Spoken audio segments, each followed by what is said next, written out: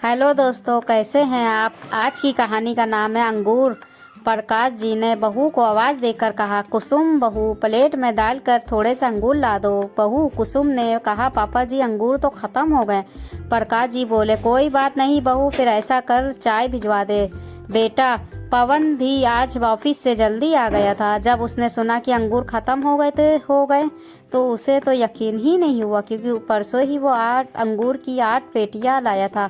उसके पिता को अंगूर बहुत पसंद थे, इसलिए पवन शहर से आते वक्त पापा के लिए अच्छी क्वालिटी के अंगूर लाया था। पवन ने बड़े वाला फ्रीज खोल कर देखा था, उसमें अंगूर की 2 पेटियां रखी थी। उसे बड़ा आश्चर्य हुआ कि घर में अंगूर होते हुए भी कुसुम ने मना कर दिया कि अंगूर ख़त्म हो गए। पवन को इस बात का दुख नहीं था कि 2 दिन में ही 5 पेटियां ख़त्म हो गई थी। वो जानता था कुसुम ने कुछ पेटियां मायके भेज दी होंगी। अंगूर स्पेशल पापा के लिए लाए गए थे और फिर भी उन्हें खाने से महरूम रखा जा रहा था। इस बात ने पवन को अंदर तक हिला डाला। वो पापा के पास गया तो देखा वो कुर्सी पर बैठे आंखें बंद करके ठंडी हवा का आनंद ले रहे थे। पवन भी अपने लिए पिता प्रकाश जी के पास जाकर बैठ गया। बेटे के आने की आहट हुई तो प्रकाश जी ने आंखें खोल दी। बेटा पवन बोला, कैसे हो पापा। प्रकाश जी बोले, अच्छा हूँ बेटा, आज तू जल्दी घर कैसे आ गया। पवन बोला, आज ऑफिस में ज़्यादा काम नहीं था, मन भी ठीक नहीं था, सोचा आज आपके साथ समुद्र के किनारे घूमने चलूँगा। मम्मी के गुजर जाने के बाद आप तो बिल्कुल ही अकेले हो गए हो।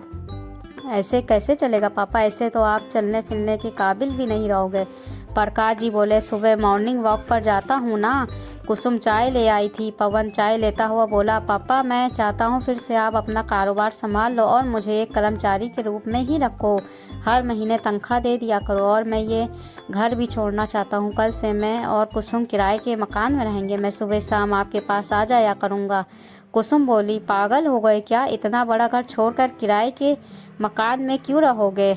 मैं तो यही पापा जी के साथ रहूँगी, इनकी देखभाल कौन करेगा। पवन बोला, मेरे पापा भी बूढ़े नहीं हुए हैं, इन्हें अभी देखभाल की ज़रूरत नहीं है। वैसे भी घर में नौकर हैं ना, वही तो करते हैं सब कुछ। तुम्हें तो किटी पार्टियों से ही फुर्सत नहीं मिलती। प्रकाश जी बोले, बहू ठीक कह रही है, तुम दोनों के बिना नहीं रह सकता।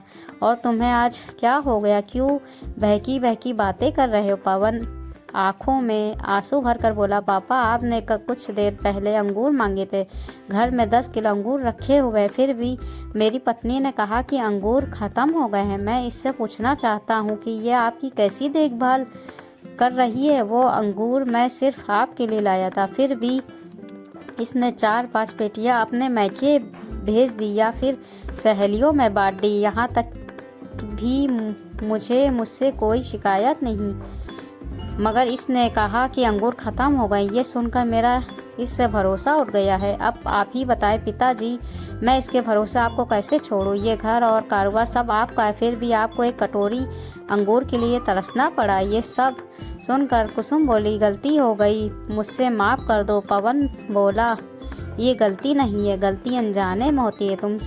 तुमने जानबूझकर सब किया है, इसलिए अपना सामान बांध लो। अब हम 2 कमरों के मकान में रहेंगे, वहाँ तुम अपनी अमीर सहेलियों के साथ पार्टियाँ करना, ताकि उन्हें भी पता चले तुम्हारी औकात कितनी है। अगर तुम मेरे साथ नहीं रहना चाहती हो तो तुम आज़ाद हो। प्रकाश जी बोले, छोड़ो बेटा, छोटी छोटी बातों को इग्नोर करो, मुझे ज़रा भी बुरा नहीं लगा। पवन बोला, मगर मुझे बुरा लगा पापा।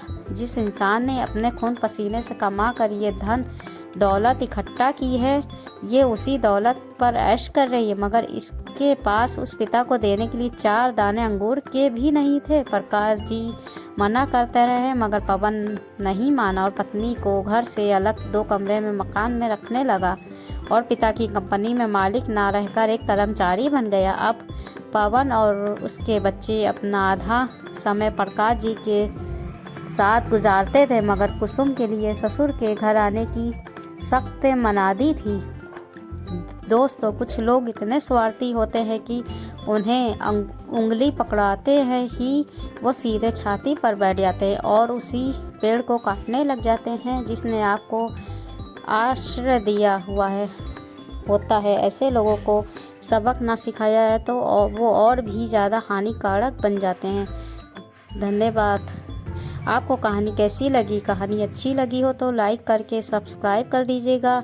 ऐसे ही हम आपके लिए मज़ेदार कहानी लाते रहेंगे।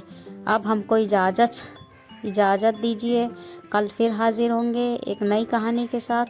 तब तक के अपना ख्याल रखिए। अल्लाह हाफिज़।